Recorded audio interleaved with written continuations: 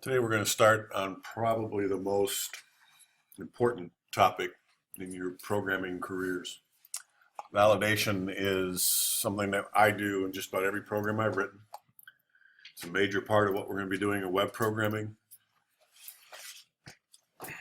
We talk about all the validation that we're not doing when we do database design because we're leaving it to the GUI. All right, technically, we're leaving it to the business class. Very, very important topic. It's so important that the author designates the author of your book. It's a whole lot of pages to it. And really, this is not about validation. Those are just methods and how to call them. So here, 2 pages. That's all it needs. No. There's a whole lot more to it than that. I'm going to teach you this semester how to get a C# program to validate our data as much as possible. Then next semester, we're going to do it for websites. Next semester, if time allows, we do it for mobile applications. Doesn't matter where the application is running. If you're collecting data from the user, it's not just a game that you're worried about. If it's data entry with databases involved and reports coming out the other side, the data's got to be accurate. So this is a very, very important topic.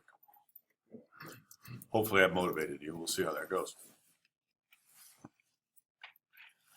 As I said, very important. Almost every application I've written uses it. If it doesn't have it, it's because I'm taking shortcuts, or it's something like a game. Very, very rare. What we're going to do is inspect the input values that the users have given us to make sure they're valid. Because there's an old adage that's almost as old as I am called GIGO. Garbage in means garbage out. So if we let garbage into our programs, that's a pretty good chance that our information coming out is going to be garbage. Karen shared with me last week an email about some training for Girl Scout, Boy Scout leaders, and she got garbage, right? At least from her perspective. The information was all there, but it was cluttered with redundant data and all kinds of other stuff. And it was wrong. Said she took the class 3 times in 1 week. Not quite right. So what we're trying to do here is make sure that what comes out of our programs is as accurate as we can make it. There are still limits. You can misspell Volcker. You can misspell Stevens Point and leave out the S and have how many different versions of it. There are still limits to what we can do. But we are going to learn how to be as accurate as we can possibly be. Input validation can be done at 3 different times. Here's my program. This is, by the way, if you want to follow along, it's your choice. This is just pizza order from Unit 1. So if you go to the Unit 1 folder on OneDrive, it's pizza order done. This has all the comments and all the other stuff in it that I wanted to put in. But okay, let's pause. Validation can be done at 3 different times. Let's take a look at my cheese sticks here. That doesn't make a whole lot of sense, does it? Why can't I type letters in there? One type of validation that we can do, and this is the only type of validation, by the way, that is taken care of by the GUI. Because the GUI should be smart enough to say this is a numeric field. Don't take text. It doesn't need a whole lot of instruction from the business class to say don't take text for a numeric field. So this is one type of validation that can be done by the GUI. Most of it's going to be done by the business class. So we're going to write code to avoid characters like that in this field. Talk about it a little bit more in a minute. I'm really hungry. I doubt it. I just typed 1,111 in that field, and it'll take it. Say, cool.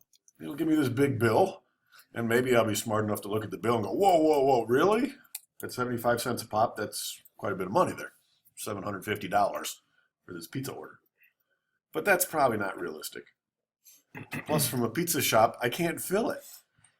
If you really mean it, I'm sorry, I can't do that. There's probably a limit. I don't know what it is, but there's probably a limit.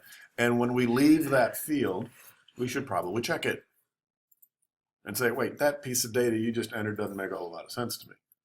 What we're not going to do this unit, or from now on for that matter, is stop the user from entering. Remember last semester you did a little validation on your combo box, and if the user picked something or wrote something in that combo box, typed something in that combo box that was not on the list, you made them go back. You didn't let them go forward until they fixed it. We're not going to do that. We're going to let them go forward, but we're going to mark this and say this is not good.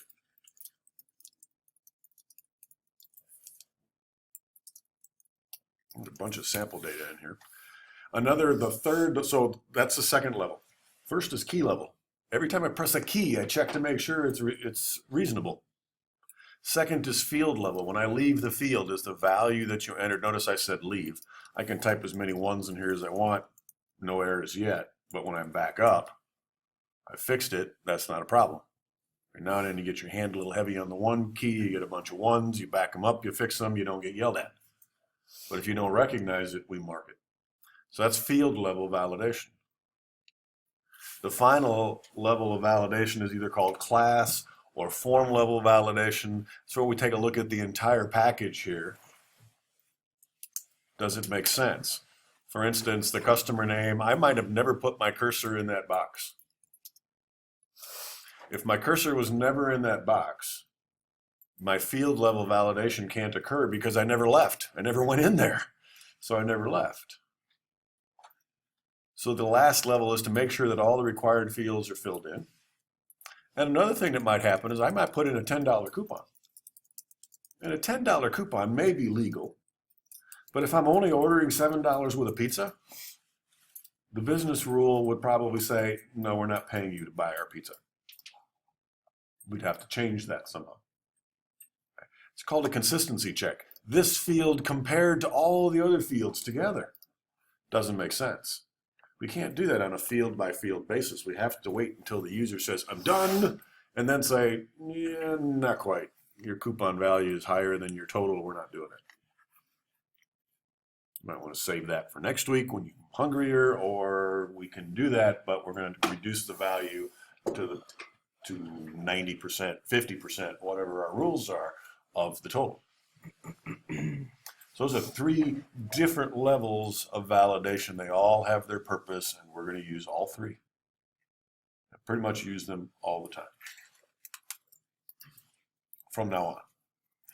Here it says just before the calculations. That's form level because most people see it on the form, but really it's the business class behind the scenes that's looking all that stuff over going, it's cool, or it's not. Some users have different preferences on how validation is done, when validation is done. Most of my customers most of the consulting that I do, they're real happy with getting little markers on here saying this isn't good, this isn't good. You'll see that on websites. You leave a field and it's required and you leave it blank, you get a little red line around it or it flashes at you, but it doesn't stop you. Some users, I had one user said, just don't tell me anything when I hit save and then go, here's all stuff that's wrong. Okay, that's what you want, I can do that. Basically, we're leaving field level validation out of the picture. Not really. We're still validating fields, we're just doing it later, we're delaying it. I like to get that feedback right away. So there's some flexibility here, but not a lot. Except for key press validation, most of the validation is going to be accomplished by the program's business class. Here's the rules. You can't order a negative number of cheese sticks. If you order cheese sticks, you have to order at least 5, but no more than 50. I'm making these up. I don't know what the real rules are. They're in my program here someplace. The coupon value can't exceed the total order, or it can't exceed 50% of the total order. Whatever the business rules are. We cannot give a pizza to somebody who hasn't given us their first and last name. We just won't do it. That's the rules. The date can't be in the future. We're not taking future orders. These are the kinds of things, those are rules that can be defined, and where they should be defined is in the business class.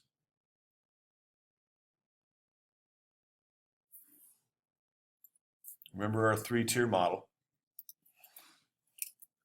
Here's our business class. It has most of the validation requirements in it.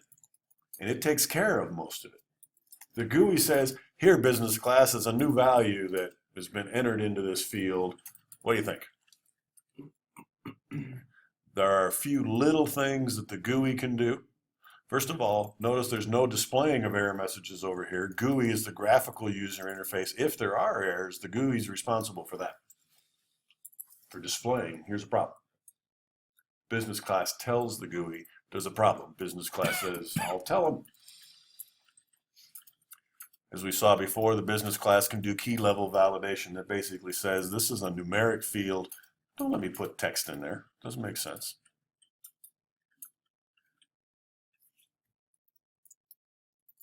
Business class can also say the maximum number of characters in a state code is 2. We can enter that information. But we can also put that in the business class and have it communicated to the GUI class, but the GUI can check it. If you have a text box, you can say, I want no more than 2 characters in here. The limits, the 2, come from the business class, but the GUI takes care of making sure you don't exceed those limits. And finally, if we type text into a text box that's really, if we type numbers into a text box and we want to convert it, the GUI takes care of the type conversion. I want a number. Well, then the business class should not be expecting any text from the GUI. It's the GUI's job to say, okay, this is a text box, I'm going to convert it to a number. Later on, we add the data class. Notice all the validations done here. RDD students, none. I'm just not a believer in it. It just duplicates my effort. The GUI and the business class are responsible for all of that data validation. The data shouldn't get in here if it's bad. Should never get into that arrow if it's bad. I slap my users on the hands every time they go digging around inside the database. I don't want you in there. There's no validation in there. If you want to look around, okay, but don't change anything. If I get phone calls from them and my program is stable, let's go, what'd you do to the database this time?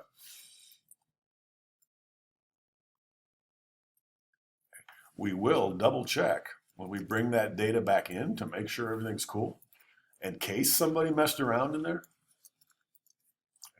But our program's job is to make sure no bad data gets out there. If it gets in there somehow, some other way, we'll still check it. But we can't bypass that. And I'm not putting the validation in 2 places. That's too difficult, particularly from a maintenance standpoint, trying to keep up where all the rules are taken care of. All the rules are here. That's what I hope to do. Questions so far? The GUI does have validations built into it. It can validate certain aspects. Thank you. Selecting the proper control. One of the first things you can do to make sure the user can't screw up is pick the right controls. It'd be really annoying if for every one of these toppings I had to type either the word yes or the word no. Worse yet, here's a box. Type in the toppings you want. Pepperoni misspelled. Sausage. Mushrooms or mushroom. These checkboxes allow me to prevent the user from asking for anchovies on their pizza. Not there. I've got built-in validation just by using the right controls. There's only 4 sizes of pizza and you can only pick one. Radio buttons. Combo boxes, date pickers make sure that one of the biggest challenges we still have in web programming is getting dates from users because HTML5 doesn't make it real easy. We often users are still typing in their dates. Oh boy. It's much easier to pick them from a date picker. So if you use the right controls, here's a combo box. These are the only sodas we have. We're going to fill that up. The one I'm leaving this one, but the one I might think about is the number of pies. Shouldn't that be a numeric up-down? Probably, because the number of pies is not going to be really large. It starts at 1. If they want 10 pies, they could click, click, click, click, click on the arrows, or they can actually type the 10. Most people don't know that. For cheese sticks, because we have the potential to go to 50, 30, it's maybe better to just stick with text. And the other reason I'm sticking with text boxes is there's limits to what we can do in HTML5. So I'm going to show you in this class how to prevent the user from typing text in there. If it's a numeric up-down, I don't think they can do it anyways. Let's find out. Just want to be sure. I think for a numeric up-down, I can't type text in that box.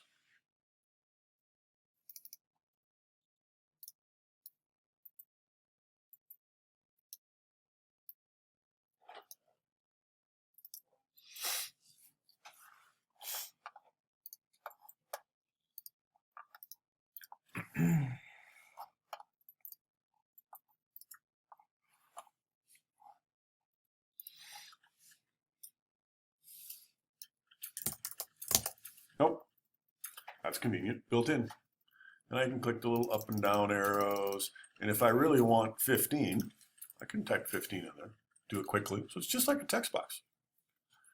But there aren't a lot of those in other devices. Mobile devices, there's a limit. Web pages. So I want to make sure that you understand how to do that, even though we have this control. This control wouldn't work very well for coupon value because it would go up by pennies. Granted, I could still type my own value in there. But it also doesn't let me put dollar signs in it, and that may be an issue. So we're going to avoid the numeric up-down, though it's a good control to use when you're trying to get numbers, particularly integers, particularly if they're not really large. It's amazing to me how many users I see doing this. I need 50. Oh, missed. Oh, man. Just type it. Oh, I can type. I don't know. It's amazing. Okay, so the type of control makes a difference. Checkboxes for yes, no. Lions Camp likes radio buttons for yes, no. They don't like to see a checkbox that's empty means it's not there. Checked means it is there. They prefer a male, female checkbox or radio buttons. That makes more sense. But full-time, part-time, they don't want a checkbox for full-time. They want both. They have in their programming lots of places a radio button for yes and a radio button for no. That's what they want. Still prevents them from screwing it up. In the old days, procedural programming, we had to type yes or no, and you had to capitalize it right, or the programmer had to write it to make it case insensitive. And what a pain. Now we get radio buttons, checkboxes, much better. Date time pickers have min and max dates. I'll show you how to use those to prevent the user from accidentally selecting a date that's out of range. There's also a month view. I've never used it because it shows you an entire month at a time, and it's fixed. It doesn't go away. I've never used one. I've always used date time pickers. Radio buttons we saw. List boxes can be used if the list of choices is a little longer. I don't usually have 20 radio buttons in a group. Notice I said usually. I'll use a list box or a combo box instead because in a list box, there's no way to pick something that's not in the list, right? But list boxes take up space on the screen. Combo boxes, I'll show you how. We've already learned a little bit, but we'll learn more about how to use a combo box to display a fixed list of choices that you cannot add to. What I like about combo boxes is the autocomplete feature. I type a couple of things, and even if there's hundreds of items on the list, if I type a couple of letters, it narrows it down to 5 or 10, and I can pick or continue to type. I like that autocomplete feature a lot. Saves me screen space, and I can narrow it down. The only thing I have to do is add a little bit of logic to say, if it's not on the list, yell at them. And we talked about numeric up-downs already. Text boxes, even with all these controls, text boxes are still the most frequently used input control. First name, last name, address, phone number. A lot of these other controls don't help us with those. And they go on and on and on. And there's some forms that are just full of text boxes. You have to learn how to validate them. Let's start with the max length property. All the text boxes have a maximum length. So maybe in my database someplace, and in Unit 3 we'll learn how to tie the two together, but maybe in my database I've said that the maximum number of characters that I want to collect for the first name of the customer is 15 characters. If my text box accepts a first name that has 20 characters in it and I try to stuff that into a database later on, it truncates it, no questions asked, just chops it off. It's probably not good. So we can define the maximum length. For a state code, maximum length of 2. Is a text box the best tool to use for states? Maybe radio buttons, right? Like 50 of them. No. List box, combo boxes, a little bit better. But if I choose to make them type, I can. It is also possible, you learned last semester in a text box, to say whatever you type, it's all uppercase. We can do that. Make sure that our state codes are no more than 2 characters and they're always uppercase. That still doesn't prevent you from typing MX for New Mexico. There's no such thing. Combo boxes and list boxes can help with that. We can set a max length for numeric fields. I almost never do that. If I know that the maximum number of cheese sticks I can order is 150, then why don't I just set the max length for that text box to 3 so you can't type anymore? I find it more frustrating for me. If I type too many characters, I'm beating on it, it's not doing anything. I know there's an extra digit. I'm going to back up in a second and get rid of it, but let me put the last digit in for it, and it won't let me do it. So I don't do that a whole lot. It's possible. Zip codes, I don't want any more than 5 digits. Phone numbers, don't want any more than 10. Whatever you want to do. The lengths should be defined in the business class because they are rules. The GUI does not talk to the database, right? Remember my 3-tier model. There's no direct connection between the GUI and the database. So if the GUI wants to know how many characters do you want in that text box maximum, it's got to ask the business class to get it from the database. In the next unit, we'll get it from the database. In this unit, we're just going to hard code it into the business class. So I'm going back to the business class.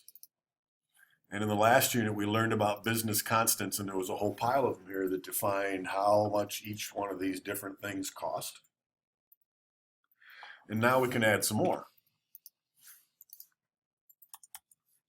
I can create a public constant integer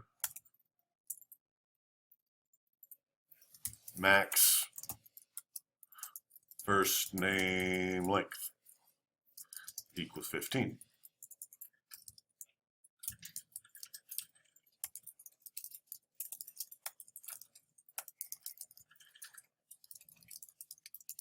And again, I'm going to not take too much time typing these comments, but for every, that's still our standard, doesn't go away.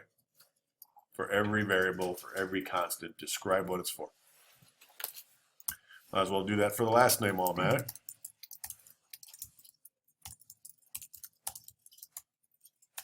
And let's say for the last name, because of hyphenated Polish names, we're going to go 25. That may or may not be enough. I think that's what I usually use.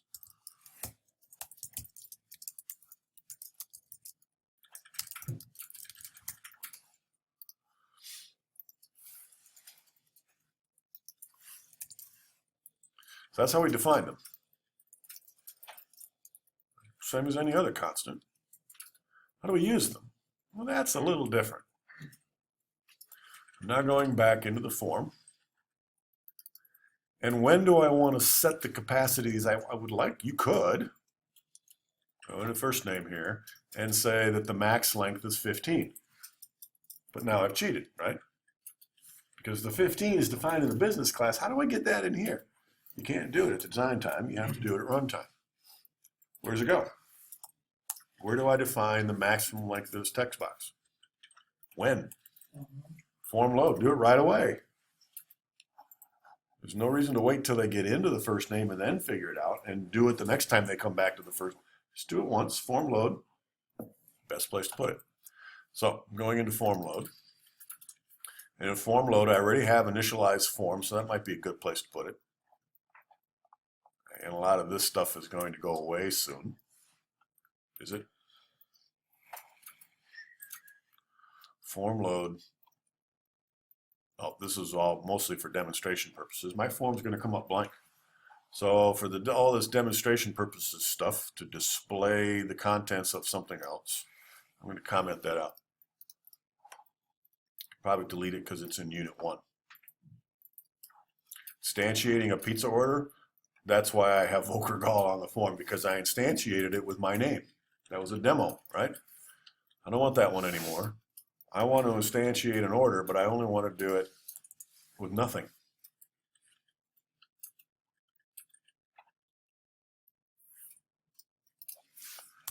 So all this other stuff, you know what? It's unit 2. Go away.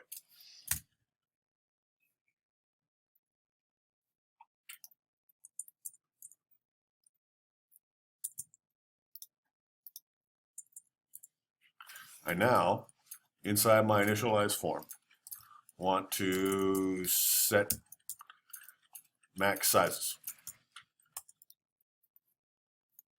First one is my text box for the first name. It's maximum size, maximum length, excuse me. Maximum size is how big is the box. I'm not even changing the size of the box. What I'm talking about here is max length. And I want to get that from my business class. Your first instinct would be this. Don't do it. Watch. Where is it? I know I put it in there. You watched me type it. Maybe I forgot to save. No, it doesn't work that way. Why isn't it there? Imagine if I had 20 pizza orders. Is the max size for one of them, the maximum first name length, different than it is for the next pizza order, and the next pizza order, and the next pizza order? No, they're all the same. And we don't have different max sizes for first names for different pizza orders. The order class itself defines the size, not an instance. Remember that we got the cookie cutter and we got the cookies. The cookies don't all have different sizes. It's the cookie cutter that has a size. When you're talking about constants, if you want to get to, did we make that public, by the way? We did. Public means the outside world can get to it. If the outside world needs to get to it, you don't refer to the instance, the cookie, you refer to the class. I want the pizza order, and notice now there's all my constants.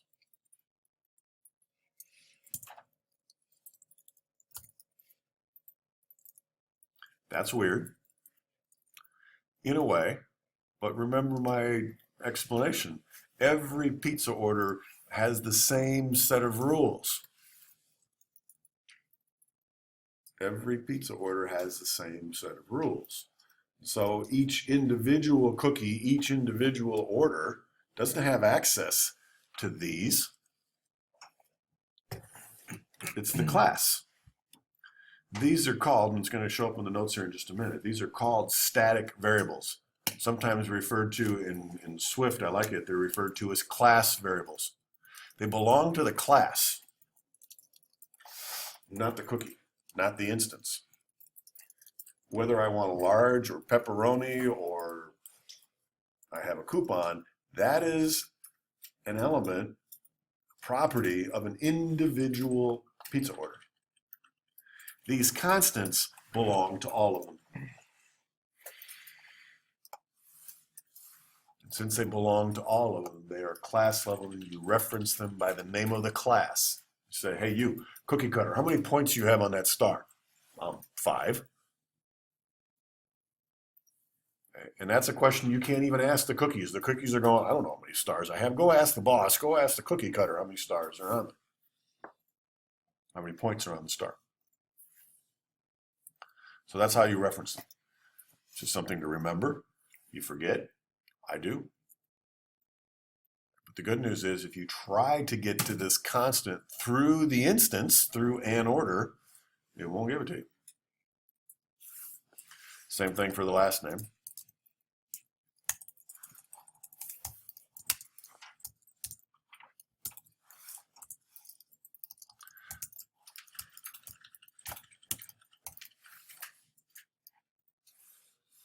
And now our business class and our GUI are communicating.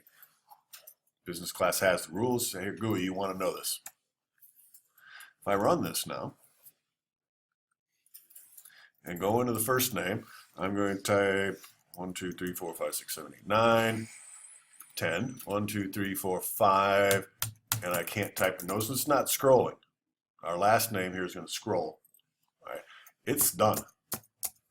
Shouldn't I have an error marker on there, or shouldn't it beep at me? It might be. I have my sound turned down, so I don't know. It might even be beeping at me. I don't know. But the GUI is communicating to the user, hey, I'm done. I'm full. I'm not taking anymore. So that works. I'm going to copy that over to here. There's 15, 16, 17, 18, 19, 20, 1, 2, 3, 4, 5, and now it's full. Shouldn't I make my last name box wider? Just because I might have a 25 character last name doesn't mean I necessarily want to display the whole thing. Most last names are much shorter than that. That's a design decision. But what we've added now is validation to say, don't give me too many characters here because my database can't handle it. We're looking ahead. Does that matter when I calculate the total? Not at all. But it will make a difference when we get to the database. We're going to talk about it here and move back and then use it in the next unit. Question about that? We can do the same thing with date pickers. We can set max and min dates. I think we demonstrated that last semester. But once again, the rules belong in the database, or pardon me, in the business class. Unfortunately, this doesn't work.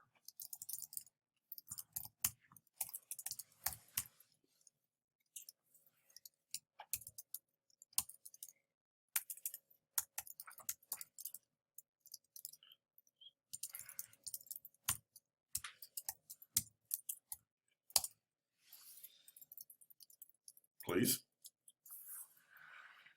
You're going to let that go?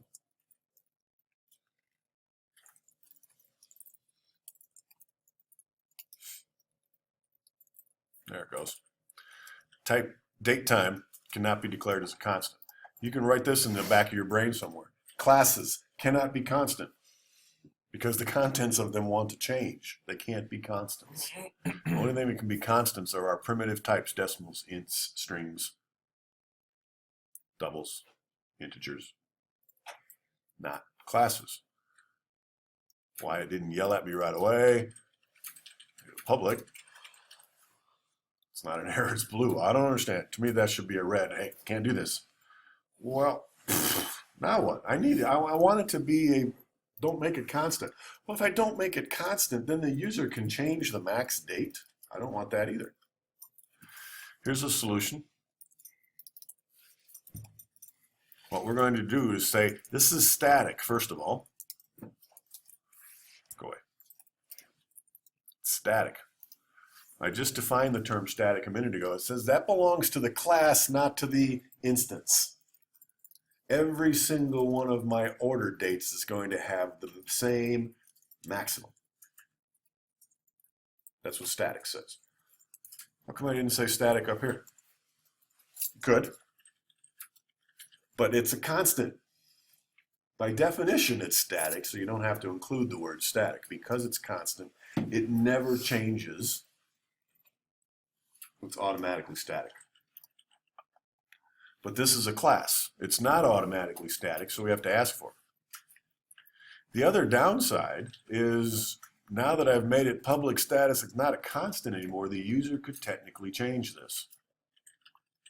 Not a good plan. I don't want the user to change it. Okay, then it's read-only. Now what are you complaining about? I fixed it. That'll go away. That's kind of painful, but this is how you declare a constant class object. This is an instance of the date time class. You say it's static, meaning it's shared. Every instance of this shares the same value, and it's read-only, meaning the main program can't change it. The GUI can't change it. Anybody who's using this class cannot change it.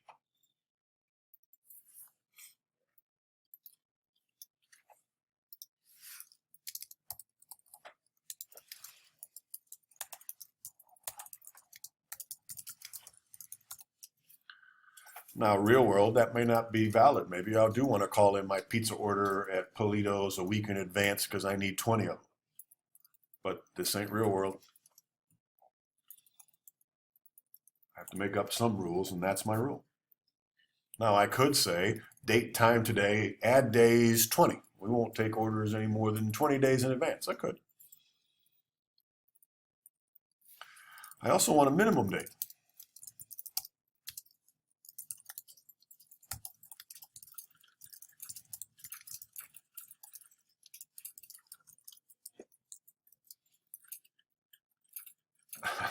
What I love about this one is people put in today. Well, that makes sense. Why would I be typing in an order that is not today? It's not about typing in, it's about edit. What if I go back and I said 2 weeks ago, I said, that order was on Tuesday, not Monday, and I want it to be accurate, so I change it. It's not today. It won't validate because it's not today anymore. If I'm editing a record, I'm still not going to edit it into the future. So the max is today, but the min is rarely today because there's historical records out there. And if we have to edit one or even look at it, if we press the tab key and go past the date picker and it's got a date that's not today, you're going to get yelled at. It's not good. So I normally use for the minimum, if I put one in, sometimes I don't. You want to go back to 1775? Go for it. Well, that's not realistic. If I put one in, it's usually when was the business created.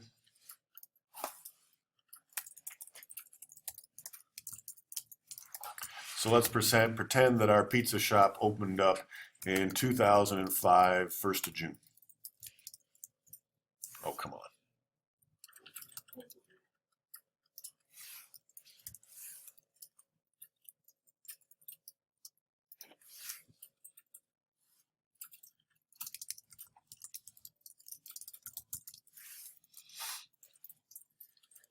So even if I'm editing a record, I'm not going to be able to change the date so that it's earlier than 2005, June 1st. So we're kind of saying as long as the date's between this day and today, that's an acceptable date. Whether you're entering a new record or you're editing an existing record.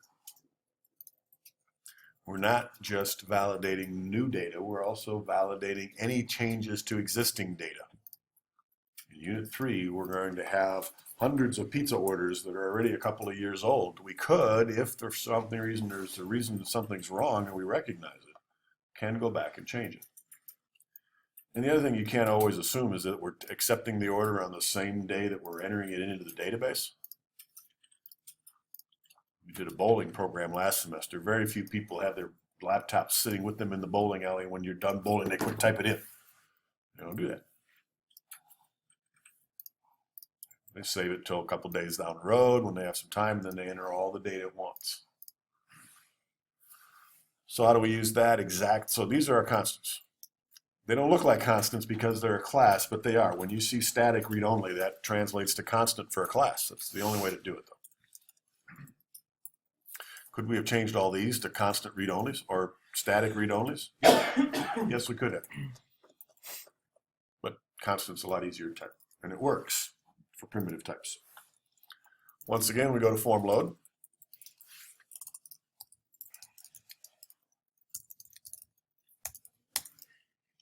And my DTP order date.min date equals, once again, those are like constants, they're static. You access them through the class name, not through the instance name.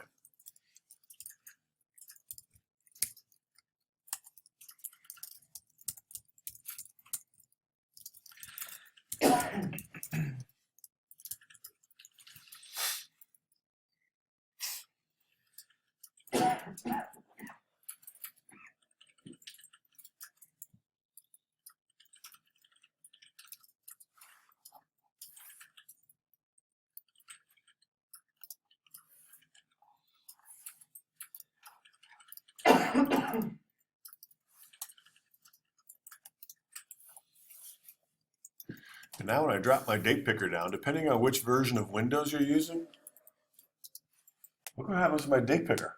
The 6th is gone. If If you're using Windows 7 or it varies, it may be there, but it's grayed out. In any case, the date picker, again, depends on which version of the .NET framework you're using, which is typically tied to the operating system. Won't let you pick a date that's in the future. It just doesn't even appear. That works. That's cool. And if I go backwards in time, we said, what, 2005?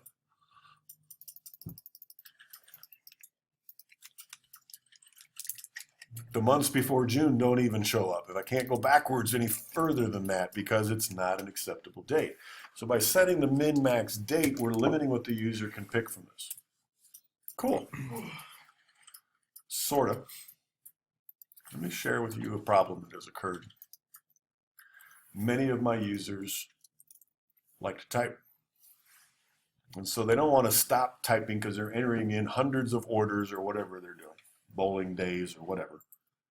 And instead of taking their hands off the keyboard, grabbing the mouse, coming over here, dropping it down, they just want to enter a date. They want to type it. Let's pretend. First of all, let's reset. Go back to today, because that's normally where it starts, right? It's today's date. When's the pizza order? Today. But let's say that I'm editing a record and I want to change the date to June 1st of 2014. I would type a 6 because it's legal. 6/ whoa. What happened? Did you see it changed for a second there, right? And let's say it's February 15th. I type the 1 and then the 5 and it keeps going back to 5 because the year's out here. It's going, there's no, you're not going to take month June 6. And as soon as I leave, it goes, no, I'm not doing it. This becomes very annoying for users to not be able to type because in that date picker, I think I trained you last semester, you can type 6/1/14 and it'll put in June 1st of year 2014. Unless you have the max date set, then the 6 says, nope. The 1 will go. In order to make this work, you have to change the year first. Maybe. Then you can go backwards and my user go, just let me type. So that's the downside of setting a max date. What do we do about it? Let them type whatever they want. And then later on, when we say, here's the new date the user picked, we can look at it and go, no, that's in the future. We don't want that. They can type whatever they want. They can pick whatever date they want, including future dates. If you have a user who types dates instead of picking them off a date picker, you don't want this in there. I'm not a big fan of min dates either, not for the same reasons. If they're too close, that causes problems too. So I don't often put those in. I want to show you how. Whether you do it in your programs depends on my assignment, and it depends on the requirements of your business class, right? My requirement said no dates in the future, so I put those in, and then my users call me and say, what's wrong with your date picker? Every time I press a 6, and this of course only happens in February, because once we get to September and you want to type May, that's easy. That works. You just can't type months that are in the future if you have a max order. And it took me a while to figure out what was going on.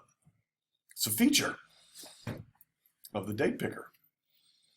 You type a 6 and it looks at the year going, nope, that's in the future, I'm not doing it.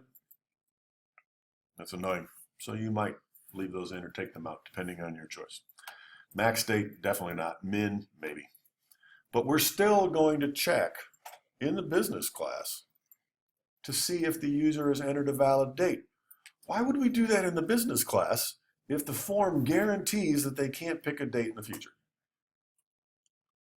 How do we know the GUI programmer implemented max date, min date? Just because we provided it doesn't mean they implemented it. It's our class.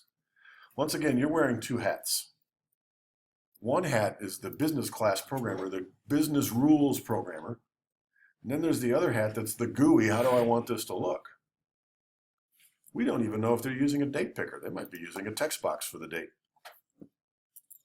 We don't know.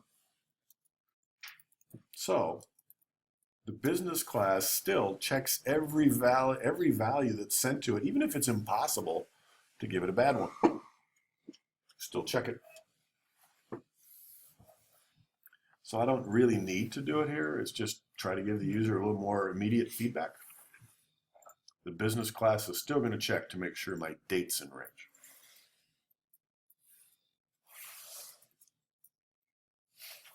Numeric ups, downs, not talked about in my notes, also have a min and a max. Those I would definitely set. Using the exact same techniques. Did I blow my numeric up, down away? Probably. No, it's still there. Let's give it a quick name. We'll just call it new test here. Numeric up, down test. And I could once again set limits. And just as a demo, I'm going to say that my numeric up, down test, nude test, dot max value equals, and I'm just going to reuse my first name. I would not do this, just for demonstration purposes only. If I have two values, maximum first name is 15 and the maximum order is 15, I have two constants. Why? One might change independently of the other, and I don't want to have to add it and remodify my code and do it. No. If they're two different values that happen to be the same, make two constants. But here, just for demonstration purposes only, I'm going to say pizza order, max first name length.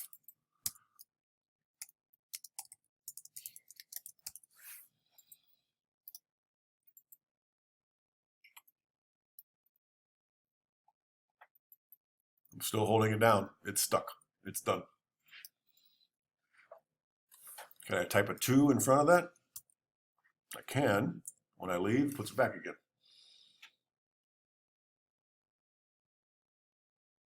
But again, we writing business classes have no guarantee that the GUI is going to double check this for us. So we still have to check it, just in case.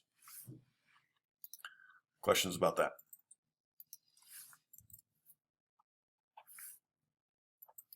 All right, let's take 10. We'll come back and learn some more techniques.